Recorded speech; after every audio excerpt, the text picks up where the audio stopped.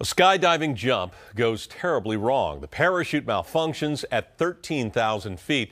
The skydiver's GoPro camera shows his free fall and the hard landing. He survived. Alan Martin with a story you'll only see on KPIX5. It happened on Gerardo Flores' 30th jump. I always look up to see the airplane, have a point of reference. Flores felt confident after 2 years of training at the Skydive Monterey Bay School. You just feel like you're flying. But seconds into his free fall, he felt a jerk. It just exploded. It just janked me to the side. Something went wrong. His parachute had opened on its own at 13,000 feet. It's super high. 100 things go through your mind. It just opened up at 13,000 feet. You never open above 6,000 feet. Talking to his camera, you hear him thinking out loud. You'll have plenty of time.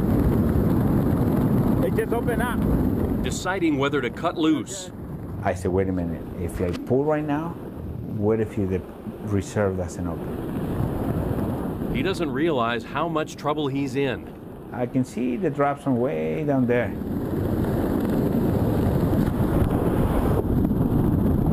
And that's all I remember. 20 minutes later, still unconscious, Flores crashes down onto the drop zone. Teachers from the school rush to his aid. Call 911, ambulance! They were able to get him airlifted to a hospital.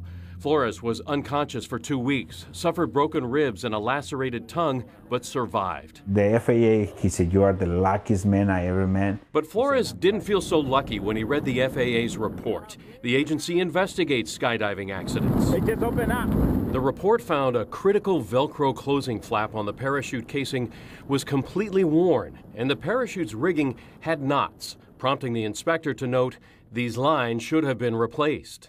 I could have died that day. Flores relived the terrifying moments when he finally got his gear back from investigators, along with the camera that recorded his fall. Oh my God. I can hear myself choking. Skydive Monterey Bay turned down our request for an interview, but in a statement told us Flores' gear was in proper working order and that improper use by the jumper caused the accident. But after reading the FAA's report, this industry expert found cause for concern. That's disturbing. Now that man is Dr. Craig Stapleton. He's clocked more than 8,000 jumps as a member of the U.S. parachuting team. And coming up in about 15 minutes, his surprising comments on an industry with very little oversight, Ken. Man, imagine hanging there at 13,000 knowing something bad has happened here. And it's going to get worse. Wow. He knew it. All right, we'll see the second half coming up. Okay. Thanks, Alan.